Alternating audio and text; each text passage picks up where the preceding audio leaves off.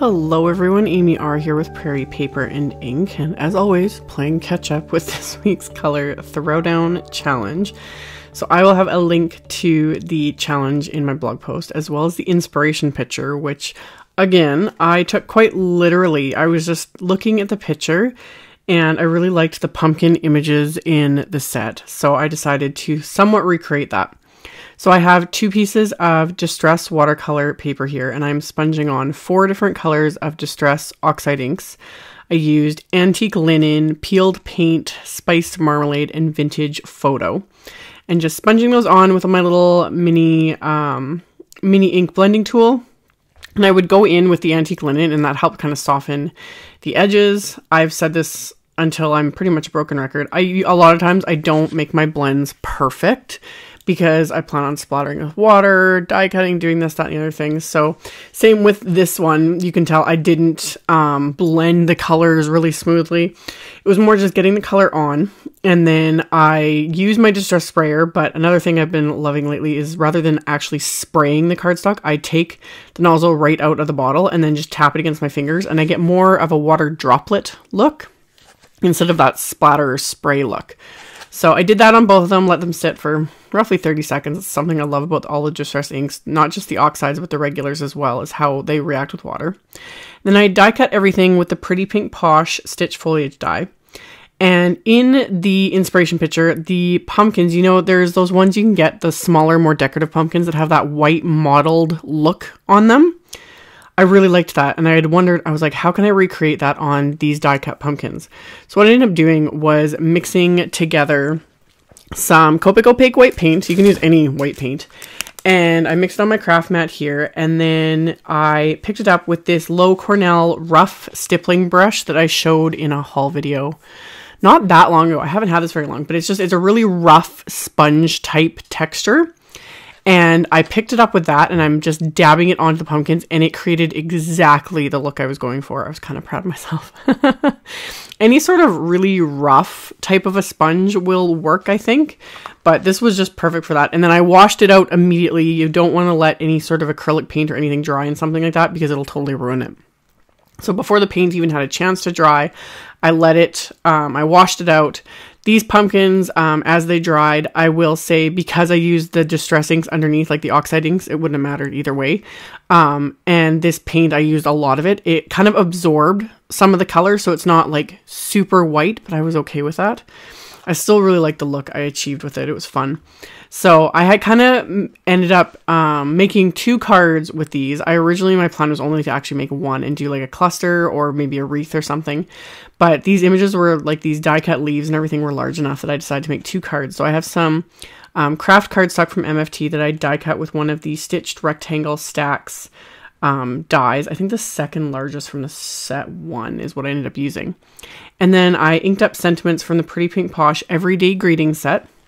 And I used my anti-static powder tool, stamped the sentiments with Versamark ink, and then I'm using Simon Says ultrafine gold embossing powder on both of these, and decided to make 2 different cards, a thank you card and a get well soon card. So heated both of those with my heat tool until it's melted. I'm kind of obsessed again lately with gold on Kraft. There's something about it. It looks kind of plain when the light's not hitting it, and then the minute the light hits it, you know, it just pops. So I had kind of arranged everything just on one of the larger die cuts, just to kind of give me an idea of where I'd want to place the sentiments.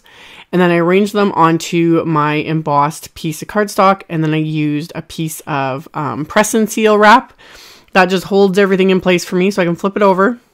And again, as I'm doing this, I'm just kind of flying by the seat of my pants, so I wasn't sure how I was going to adhere these, but ended up deciding to adhere them with foam tape. So I just used the pencil there to give me a guide as to where not to place the foam tape. So I'm placing that behind all of the leaves, and I still wasn't sure how I was going to adhere the pumpkin, so I left off the foam tape off of that. And then I used those pencil lines as a guide to kind of place my Kraft cardstock like back onto that.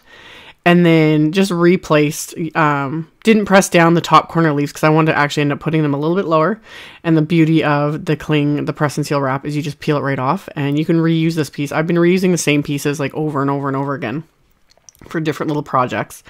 So peeled that right off, and then I ended up deciding to pop the pumpkin on top of everything with another layer of foam tape.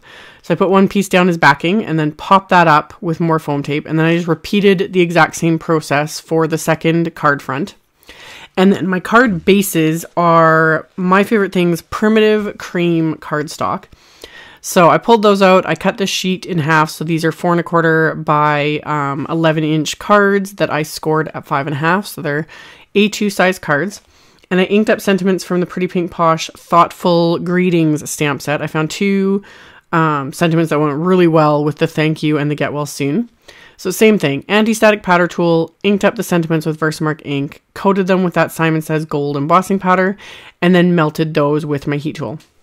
And I decided to keep the insides just to the sentiments, kind of keeping it simple, and kind of letting the cardstock kind of take center stage on the inside anyway. I really like these primitive, there's a primitive cream and a primitive white cardstock, and they have like little flecks of different colors of paper in them. I love it. So I did that for my card bases. And then to adhere the card fronts to the card bases, I have just some brown craft foam. I've said it in so many videos. I'm not a fan of craft foam. I don't use it for die cutting. I have nothing but trouble with it. But I do like using it to pop up layers and whatnot, just more so just to use it up. I prefer using foam tape. But I have a big package of this craft foam, so I just coat it with my Xyron Mega Runner. I find that adhesive runs really nicely along craft foam. All my other tape runners don't work on craft foam. You have to use score tape and that, and I don't want to fiddle with that either.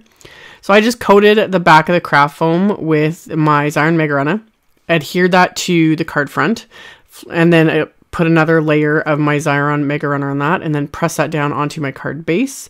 So both of these layers are popped up nicely, and it won't bow anywhere or anything like it normally would with foam tape. And then as a last finishing touch, I couldn't resist adding some gold shimmer just to kind of tie in the gold embossing. So I pulled out my Gansai Tambi Starry Colors pack, and I ended up using 2 different colors. The champagne gold and the yellow gold, mostly champagne gold though. But I mixed them together to get as close as I could to the gold shade of the embossing powder. And I just mixed that together on an acrylic block and then heavily splattered this over both of these card fronts. I wanted it on the leaves, the pumpkin, the back, the background, the card base itself. You can never have too much gold splatter. You guys know I love my white splatter. I also love my gold splatter. Splatter all the things. The only thing I did after this is I kind of wiped up the 2 little spots that went over the sentiment. I just didn't like how that looked. So I just used my brush and kind of wiped those off a little bit. And then I was okay with this. So let this completely dry. And that finished off my cards. So as always, I will have a link below the video to my blog post. I'll have the link to the color challenge, the inspiration photo. The color challenge is open to everyone. You can play along. It's just something fun to get you kind of thinking outside the box. Plus, it's nice to see what the rest of the team creates with the same color combo. It's kind of interesting always to see all the different variations of cards. So I'll have links to all that, as well as links to all the supplies used, so you can just check out the description box below the video if you're interested. Thank you all so much for watching and subscribing and thumbs upping and commenting on my videos. I really appreciate it. And I will see you all very soon in the next one. Bye!